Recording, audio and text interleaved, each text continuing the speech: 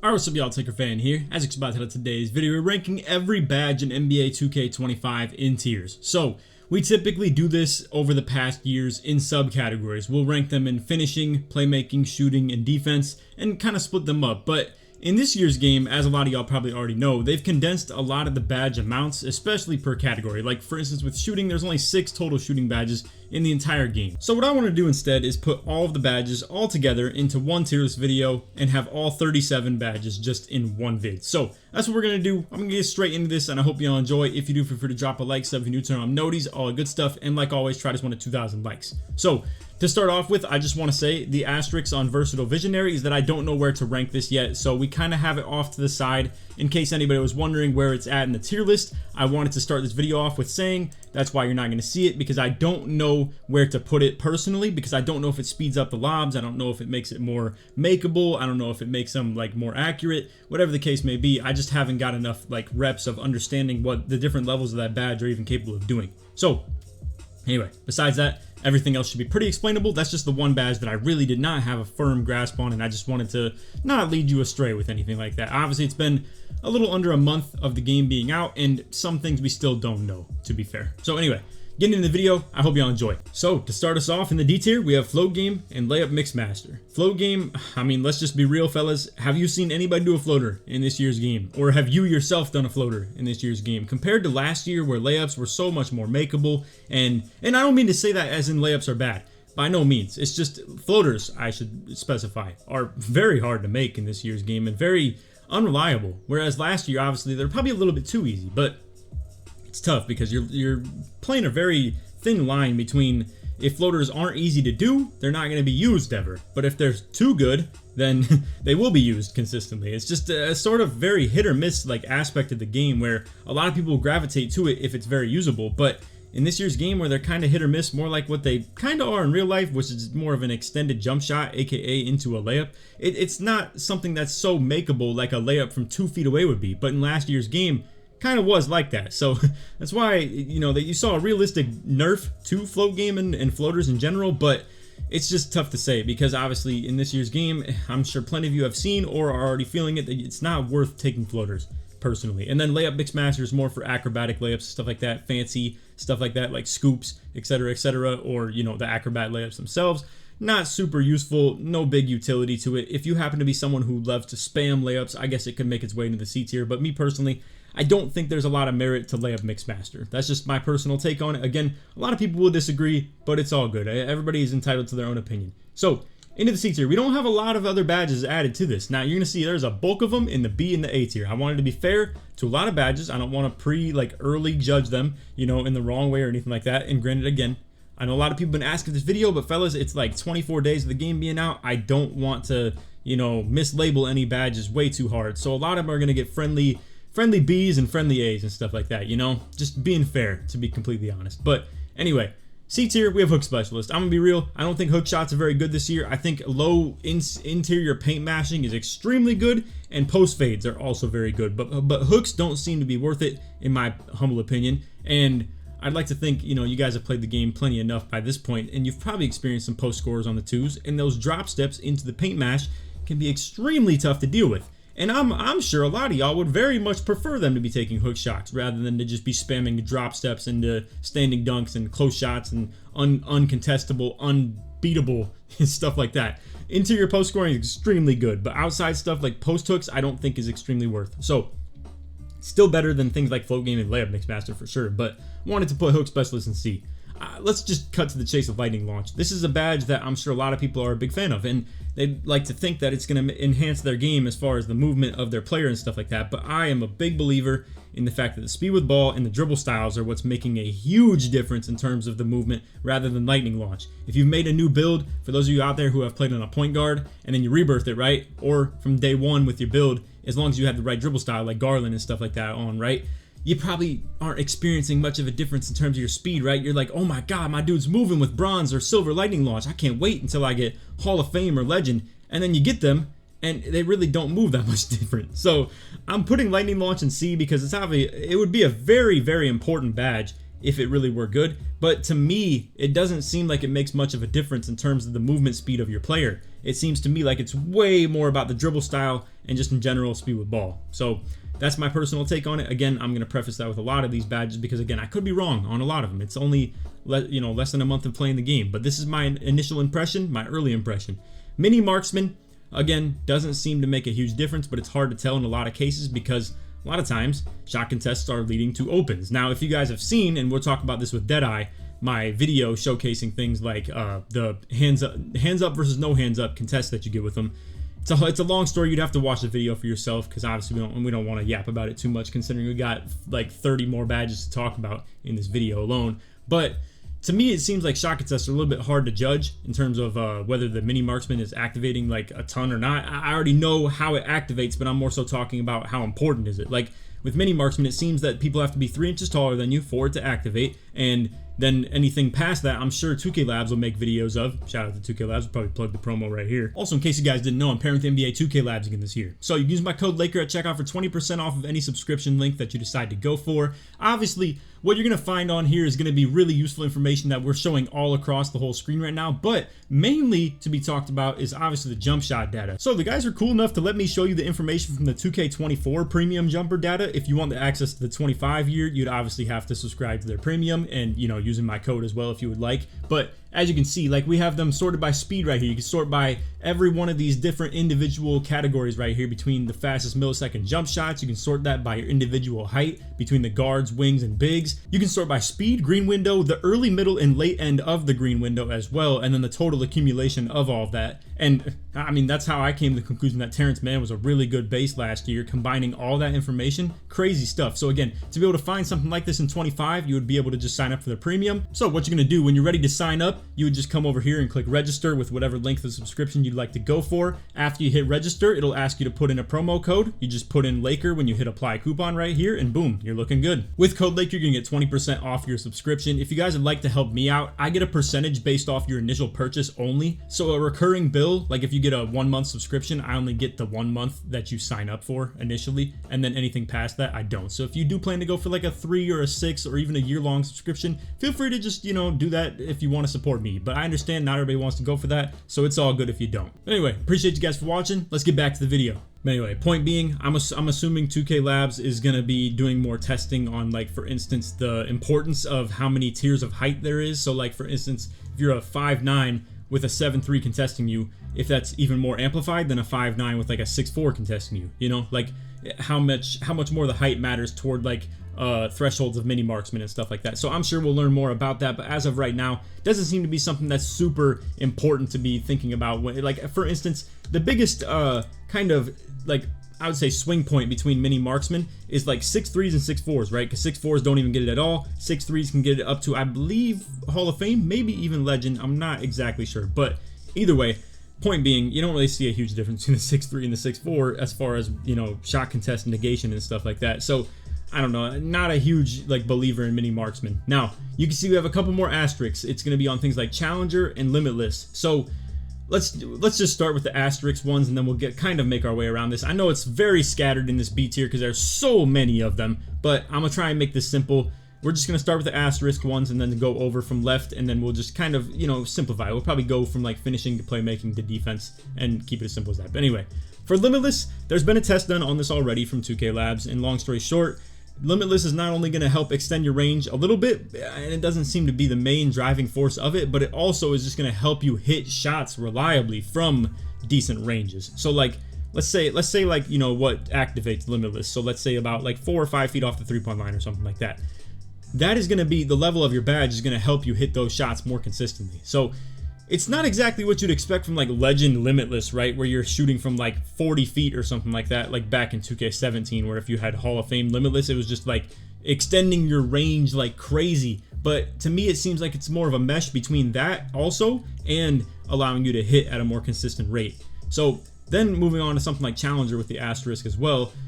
Challenger, I just wanted to preface the same thing as Mini Marksman. I don't know why we didn't put an asterisk on Mini Marksman, to be honest, either, and we probably will with Deadeye as well. But anyway, point being, with these badges, again, shot contests are a little bit varied. It's just hard to really tell what's a good contest, what's a bad contest, because a lot of them are just opens in general, and There's so many nitty-gritty things to get into that. And then again, if you watch the video, long story short, if you don't put your hand up while standing right in the defender's face, you're gonna get reds and stuff like that and yellows very consistently. Whereas if you're constantly trying to put your hand up in this game, you're getting like what seems like open almost every single time, maybe some yellows here and there. But like if y'all have ever seen a very tight, I promise you, is with you not having your hand up.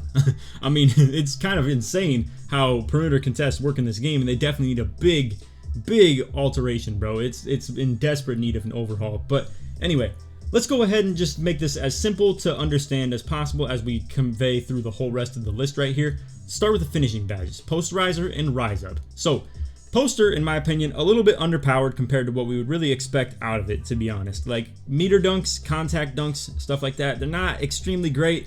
You get knocked out of them a lot. A lot of times if someone's behind you and then you're going for a meter dunk or just a dunk in general, you're getting ripped out of it. A lot of times there's someone to the side of you with playing, and they're just playing their hands up. They're getting strips on you. It's just really frustrating kind of slashing related stuff in this year's game. I'm sure a lot of people have experienced it. But to be fair, it is a very nerfed offensive game in general. So it'd be a little bit too overpowered if Poster worked exactly how I would envision it should. Because then in that case, it would just be a rim run central game entirely. It would never be people worth taking jump shots or anything like that. It'd just be straight. I mean, granted, on twos, you kind of already see it, right? When there's overpowered badges in the A tier and stuff, like you're going to see with like all those post powerhouse and stuff like that. All those things that make it just so easy to get to a bucket without having to shoot the ball. It makes for pretty toxic gameplay. So if Poster were to be an A tier or an S tier worthy badge, while shooting is already kind of hard, you'd probably see a very toxic style of game. So it's probably for the best that slashing is where it is. Because again, as an overall offensive game, it's pretty tough out here. But anyway, again, Posterizer, I'm just a little bit underwhelmed by it, but not like to a crazy degree where I think it belongs to be nerfed down a little bit. I'd still consider Poster to be a pretty top B tier badge, for sure. Rise Up, also a little bit underwhelming. Standing dunks have been very much so nerfed in this year's game as far as the meter dunking, I must say. Now, that's what's very frustrating about it, right? Is like last year, and to be fair, last year was still not very skill-based when it came to slashing. The meter dunks were either so gigantic or so small, and it didn't really make for a lot of timing skill gap. It made for like a mental, like knowledge skill gap, or just knowledge gap in general, if you will, where you just had to know what would create a big dunk or a small dunk as far as the meters. This year, we don't even know what the heck that is or how it works, because there's no visual cue on that, or like there's no, visual representation of what's a good dunk, what's a bad dunk, because all we see is our exact same meter over and over again. But regardless, Rise Up is still a pretty decent badge off the fact that with the X button standing dunks, it still activates dunks a lot more. And I'm sure a lot of y'all out there who have played the big man and stuff like that, if you played against some of those post scorers that have super high standing dunk, man, they get into a drop step and they are going up with that thing like crazy. And combine like a high close shot, a high standing dunk, and the high post control, oh, it is just so toxic to stop, bro. It's pretty rough out there. But anyway, let's move along to the playmaking badges. We got Unpluckable, Strong Handle, Break Starter, Bailout, and Ankle Assassin. So let's start from like left to right, read it kind of like a book, even though I technically have one on the top shelf here, but it's all right. We'll go to Unpluckable, Bailout, and then Ankle Assassin, and then go back down. So anyway, Unpluckable, this applies to your post-ups, it applies to your like ball handling and stuff like that as well. In this year's game, it doesn't seem like pluck steals are super crazy. That's why we have something like Glove in the B tier as well. They kind of just cancel each other out. They're both pretty mid badges this year, in my opinion. You're not getting like multiple pluck steals a game. You're also not getting plucked multiple times a game, no matter what type of build you're on. So they kind of seem to just have voided each other out a little bit. And I don't know, you just naturally are living in a game where pluck steals don't happen a lot. So it makes Unpluckable really not super necessary. And then it makes something like Glove not exactly valuable either. I will say the times that I see plucks the most are when people, we're talking a lot about post-up stuff in this video, but I'm telling y'all it's a very dominant part of the game, so it's definitely worth talking about. What I do see plucks on the most are drop steps, where when you go for the drop step and then boom, as soon as they do, you tap X, it's just very RNG, whether it gives you like a strip or if it gives you a foul, or sometimes it might even not do it, or sometimes it may even make them double dribble, where they go for the drop step and then pick the dribble up again, and now they're just putting the ball on the floor dribbling. It's just the most, I don't know, it's a very spotty part of the game right now. I gotta say, like, low interior post scoring is definitely something worth talking about right now. But anyway, again, Unpluckable, Glove, they kind of cancel each other out. It is what it is. Neither of them really apply to the dribbling very much, in my opinion. If you'll get pluck steal maybe like 2 times a game at most if you have a low unpluckable compared to someone's like even Legend or Hall of Fame glove. I know they probably made it like that on purpose because we've complained about glove and like pluck steals for, I would say, probably like 3 years in a row now, like 2K22, 23, and 24 launch, where pluck steals have been just extremely good. So it's probably for the best that it's not super crazy because, again, it's already tough out here on offense, and if glove was like super overpowered again, it'd probably be a bad ball. It'd be a really hard time for people. Anyway, into bailout. You know, this is always a badge that remains at the top of the tier list no matter what. Most people in the game probably have either none or bronze. I wouldn't assume many people have silver bailout, and I'm positive not many people have gold, Hall of Fame, or legend.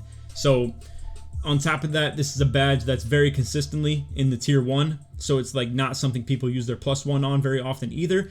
It's just something that I'm sure not a lot of people out there really run on a high level. Yet at the end of the day, I see a lot of bailout passes made even still. And they're very frustrating when people do that because obviously you see a shot go up, you're thinking rebound time. And then it's like, oh, nope, they are passing to my guy instead of shooting the ball. And boom, there you go, wide open. And off-ball movement on defense in this game is very, very rough when it comes to passes already being made. I'm sure y'all have seen that on pick and pops and stuff like that. Oh my gosh, it's frustrating. And I'll probably talk about that in another video, but anyway, long story short, bailout, still good. It's obviously a badge that remains in the B tier and should, and maybe you could even argue A, but I wouldn't put it that high personally, just because you can do decent stuff without it. It correlates with the exact same type of, you know, passes and stuff like that. Anyway, Ankle Assassin in the B tier. You could debate that Ankle Assassin needs to be in like top tier B tier, potentially even A. Just depends on how you dribble, you know? Like, if you're very basic with stuff, it's probably not going to activate very often, but if you are constantly doing stuff like that is going to trigger the ankle breakers, etc., it's a toxic badge, man. I've seen people get floorboarded. I've seen myself get floorboarded in this game way more than I ever have in the past. And I'm talking like high primdy and all that. And that's what's even more frustrating is as much as we all hated the like crazy amount of influx of badges, and me personally, I never was a huge hater of it. I'm just saying we as a community. But like things like ankle braces, right? Where it seemed to be more of a, who cares badge sort of deal. But go figure, the year that they finally remove it is the one where it's just constant ankle breakers like over and over again off, you know, even SIG size-ups are out here breaking people, bro. It's kind of insane. Or like, especially in a year where we're spamming snatchbacks instead of hopbacks. So like, for instance, that LeBron hop being the like meta move that people do to like do a step back with, aka like in a standstill position, just hopping backwards. Now it's the Zach LaVine snatchback. But man, like that is a toxic move to be doing because it's so good at creating space, and then it triggers ankle breakers even more consistently. So people that have high levels of ankle assassin, like gold and Hall of Fame and stuff like that,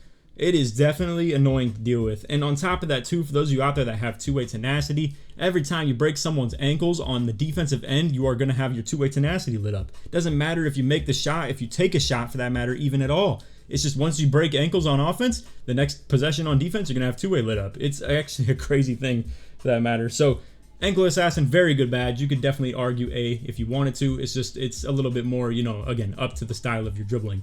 Anyway, move along through the playmaking category. You have strong handle. I know a lot of people are a big believer in this badge. They believe it just gives all the blow-bys in the world and stuff like that. But let me tell y'all this much, man. I have seen a lot of small guards out here that clearly don't have strong handle getting blow-bys too. So don't just go believing it's only about strong handle and that's it. I know a lot of y'all out there maybe made heavyweight guards like I did as well. I have Hall of Fame strong handle on my 6'2" point guard that I created and I'm running like 5 out with and stuff. And I understand that it is definitely able to trigger stuff like that. But I don't think strong handle is the end-all be-all of like blow-bys like a lot of y'all probably think it is. So just understand that it is more about the physical, like, you know, shrug-off animations rather than it is just blow-bys in general. Because I've seen plenty of small guards coming out here and getting those blow-bys just off being fast, period. So it's still a good badge, but don't assume that it's like an A tier, S tier. Me personally, that's my take on it. I know a lot of y'all might think differently, but again, I just want you to acknowledge the fact that small guards that don't have strong handle are definitely still getting blow-bys. So don't just assume it's only strong handle. Anyway. Moving along, break starter, we have in the B tier. I maybe would have put this in A just because it's so hard to play offense. So like when you grab boards and you're trying to like initiate the fast breaks and stuff like that, it's a very important thing to be doing.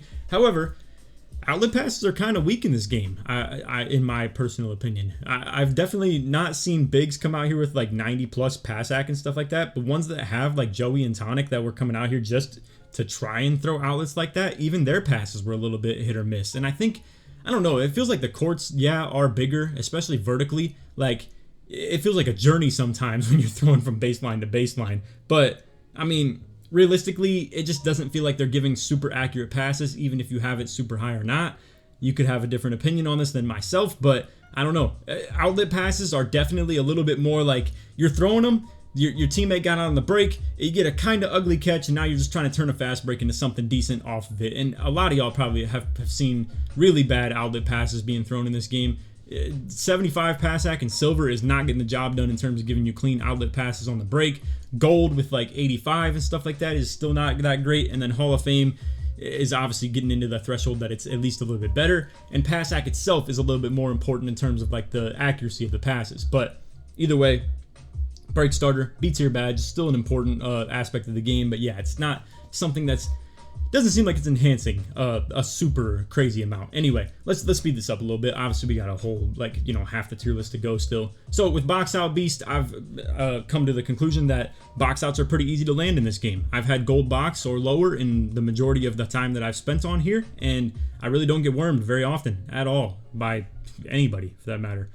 Sometimes maybe against like a 99 like rebound legend rebounder, you know, a rebound chaser that is type guy, and probably like legend box out beast type guy as well. You maybe will get wormed from here to you know, time to time, but I definitely think like, you know, levels of silver and gold box can definitely get the job done against the majority of the player base. So what would you say about the badge if, like, you know, you can get away with it at a low level, but then the high levels can also be dominant? I guess you could argue that it's maybe more of an A tier badge, but considering you can counter high levels of it with, you know, mediocre to decent levels, I don't know if it's something that you guys get what I'm saying. It's hard to determine whether you'd consider it super crazy badge level or not when you can get away with lower levels of it. So anyway, moving along, Pogo, I gotta say, Pogo, oof, it is straddling that line of being an A tier badge in my opinion, because once again, we have a situation where when you're down below the basket and someone jumps, I tell you what, man, when they go for that first jump and then go for the second and then you think you're free and it's still somehow getting fast jumps,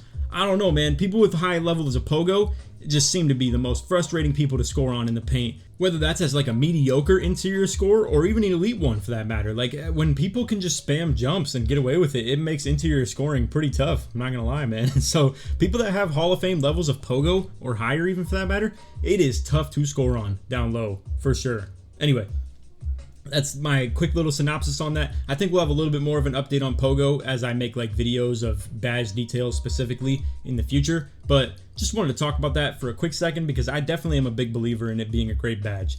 It's a little bit more niche, you know, it's only good against people that are really trying to score on the interior consistently.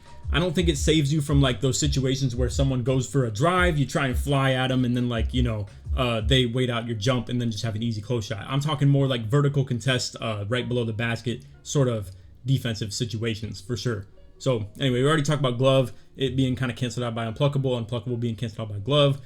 Pick dodger, definitely a decent badge. I'd like to think like the high levels of it with the people that have elite agility and speed and stuff like that and the fight through locks, they make it very evident that they have a high level of pick dodger. So it's not something that like in past years people have been very skeptical of whether this badge even works at all or not. It definitely does, for sure. You can tell who's an elite lockdown and who's not just based off their build and how they're flying through screens. But I think that also comes with the nature of people who are good on the sticks as far as dodging screens in general, deciding to go over and under some, or just in general which ones to try and slide through. So it definitely is still up to the player a little bit. That's why it's in the B tier. I don't think it's just some saving grace that makes you a ghost to screens because you have it on a high level, but it definitely helps you navigate them a little bit better. Next up, we have High Flying Denier. This is also a very good badge in my opinion when it comes to guarding ISO and just dealing with people who are trying to clearly get past you and stuff like that. And then I think a lot of the reason people end up with those little situations where they wait out the chase down is because of the fact that High Flying Denier and chase down blocks are just really good in general in this game. That's my very personal opinion. I've played with a build that has high vertical, decent block for that matter, between 78 and 88. So I've used levels of silver, High Flying Denier, and gold myself. And I feel like ISO defense is extremely good in this game between getting really bumpy with, you know, a movable enforcer, High Flying Denier being good, stuff like that, On Ball Menace being a pretty decent badge as well. And just, I don't know, like, obviously, like I mentioned, High Flying Denier is like so good that I think a lot of the point guards out there who are dealing with like, you know, people with high levels of the badge on them are just pretty much waiting out the jumps entirely and just hoping that you go flying past them and then just go up with a close shot. And that's been a classic maneuver in 2K for a long time, but in this year it seems like they're doing it even more because of just chase downs being really good. So we have high flying denier in the B. You could even argue it maybe in the A again, but you know, a lot of these are kind of hit or miss between like which ones they land in between the B and A tier. Anyway, off-ball pest. A lot of, like, I'm giving this a lot of love, in my opinion, for being in the B tier. And I gotta say, it's very important in terms of countering our top A tier badge. And we will get to that in a second for sure. But just to give away, you know, what you're gonna see, it's gonna be lob related. Like, when you can knock people out of alley-oop angles and stuff like that, and just kind of bump people, lobs are extremely good in this game, man. And when you're able to just, like I said, knock them out of the animation before they can even get into it, it's very key. Off-ball pest is really good at stopping the cuts and stuff like that as well, and a lot of people have it on a high level on their build too, so it just naturally kind of happens to be something that you see on a lot of builds in this game. A lot of people are making 6'7", 6'8" bigs and stuff like that with, you know, really high perim or really high interior, and naturally you find yourself probably having along the lines of a gold or Hall of Fame level of the badge, and it's powerful for sure for the people who need to use it in like instances like that. Or as a pick and roller, oh, I have been so frustrated with like getting jammed up on off-ball pest animations and stuff like that. They made it a really good badge in this year's game. So I got to give it love, put it in the B tier. I will say though, you will never ever see me put this badge in the A tier or S tier. I just don't think the way that it influences the gameplay is important enough for it to ever be something that's a top tier badge. But I think it's really reached its pinnacle right here. I think it's a really good performance enhancer of off-ball pest animations. But you know, it's just like how important is that itself to the gameplay? Who knows? But anyway, moving along, we have Challenger. We already kind of talked about it a little bit with the asterisks on it, of it being just something that, you, like I said, you get good contests with your hands down, with your hands up. It feels like the badge hardly even matters at all. But I'll tell you what, when you have this and you don't put your hands up, it is an amplifier of shot contest for sure. So just watch my video on the no hands up contest, like the contest glitch that will break 2K25 is the video title of that. I don't really want to detail the badge too much more because it's just not even worth talking about. They need to change the contest system a lot. But either way, it's a decent badge overall right now as things stand, as long as you use it right. But anyway, On-Ball Menace. This is kind of the cousin to the badge that we're going to have in the A tier right here. And let's just go ahead and, you know, reveal it and talk about them at the same time. Immovable, On-Ball Menace. Both, honestly, I'd like to think go hand in hand. You have a good perimeter defense, you're going to get immovable, you're going to get On-Ball Menace. If you're above 6'10", you know, you're not going to get On-Ball Menace, but you are going to get immovable, and then you're probably going to wonder, Laker, what more could On-Ball Menace even do? I feel like I have immovable, and I'm still bodying the mess out of people. Well, I'd like to think they do amplify each other a little bit more, and they honestly feel like they do the exact same thing, man. I don't know. They just get stonewall body up animations and stuff like that. I don't think either of them really like help resist blow-bys a ton. In my personal opinion, I think it's just more of like a, when you have a good like kind of positioning on someone's angle they're trying to take on you and you cut them off good, you are stonewalling them big time. And a lot of times you can just get up in their jersey and just like make it a really hard time for them to dribble at all. So anyway, we'll kind of get to talking about immovable in a second, but obviously we want to accelerate this video just a tad bit. This is gonna be a really long one. I hope y'all are still here. If you are and you made it to the A tier portion of the video, put A in the comments, search parts mail through to this point because we still have a little bit of ways to go. But I appreciate y'all watching for sure. So as you can see, the bulk of the A tier badges right here, I have a ton of finishing badges in the A, and a lot of them have to do with post scoring. As you can see, like 4 of them for that matter. So you'd even argue maybe even 5. But anyway, the one that is related to being a slasher is Aerial Wizard. And as a personal slasher myself, fellas, I saw an entire game. I'm talking, I went 12 for 12, and my point guard only threw 2 turnovers doing this the entire time of just catching lobs. 12 for 12. The power forward was sitting directly in the paint trying to stop me on all of them, and we just call it a fullback dive, where my point guard just like dives into the paint, and then I'm trailing in on a different angle, and I'm catching the lob, and I'm just banging on the dude's head with contact lobs consistently. And I even argued putting this badge in the S tier. I showed it to my boys in the group chat, and I just, after I sent it, I was like, the viewers are gonna just not believe in this at all, and they're just gonna discredit this list if I put it in the S tier. But my personal opinion, if I was being completely honest and transparent with you guys, I think this is an S tier badge. Honestly, I truly do. The lobs are insane in this game, and it's honestly insane how little skill it truly takes to time them. It's more of just like I said in last year's game, where you just have to find the right angles to take, and like the passer needs to know the right times to throw them and stuff like that. But alley-oops are very powerful, man. Insane. So we'll get to that. You know, I mean, I've already made a whole video talking about him, so if you want to check that out as well, feel free to. Physical finisher, layups, contested layups are insane in this game. I'm talking X button lays, and you could have a low rating, you could have a high rating, doesn't matter.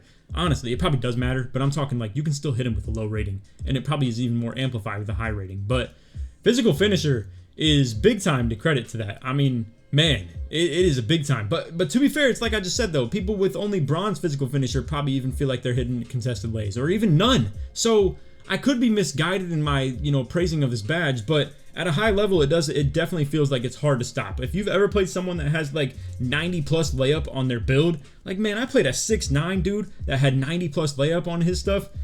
I'm not gonna lie, I've never felt like, I'm like, okay, yeah, I'm not worried about 90 layup, bro. What are you even talking about? No, I definitely was by the end of the game. I'll tell you that much.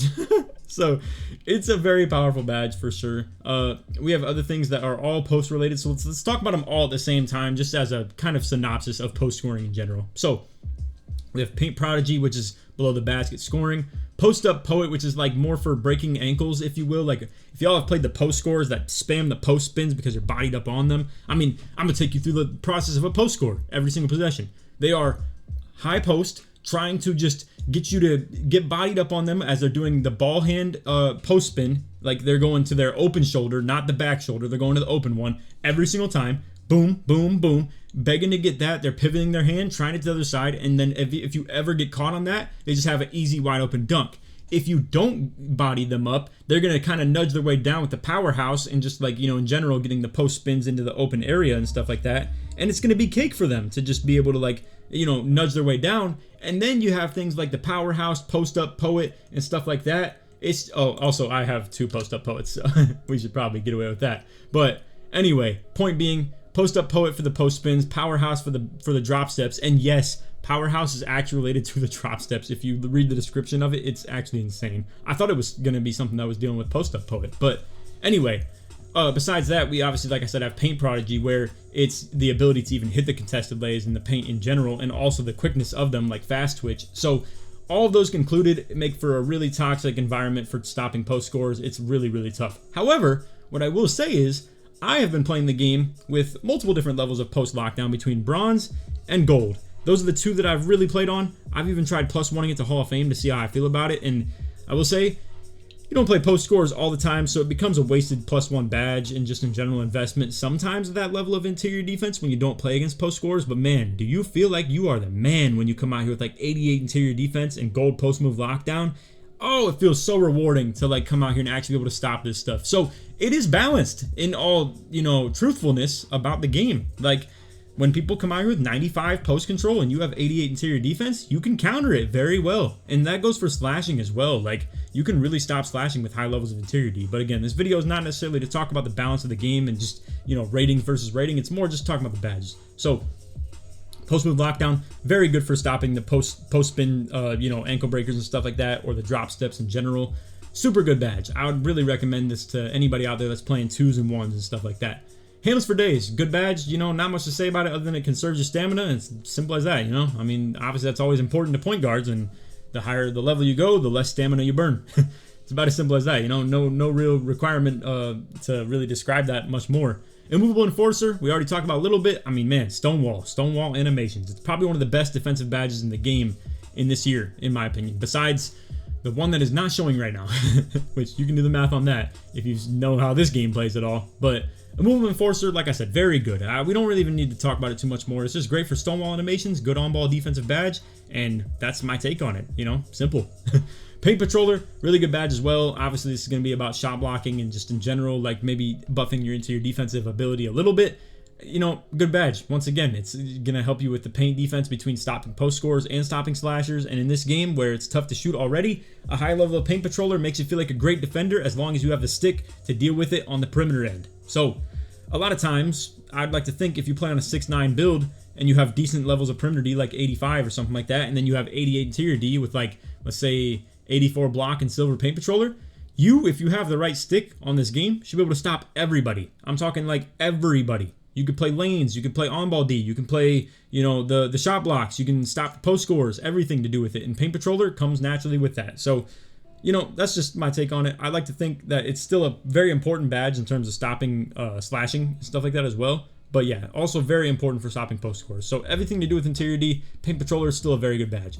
So we finally have some shooting badges to talk about again, because like I said, there are not many of them, but the ones that there are, they are very important. So Shifty Shooter, if y'all have played 3v3 competitive games out here at all, or even just in general, man, I tell you what, even the randoms are out here shooting stuff like this. Fading from 3 is actually very good in this game. Now, I think it naturally does come with a high level of Shifty Shooter. I think you need around like goldish, probably, to be able to do it consistently. Anybody with silver, you probably have felt this. It's not exactly very powerful. So that's been my take on it from the hundreds of games that I've played so far of watching my teammates shoot it like that, and I've noticed which ones are reliable with it, and it's usually the ones that have it on Hall of Fame or even higher for that matter. And the ones that I'm playing against, like the little shifty point guards out there with 99 three-pointer, they come out here and, you know, legend shifty shooter it up, spamming corner pick and rolls into the fade and stuff like that, into the corner. Man, it's tough to stop.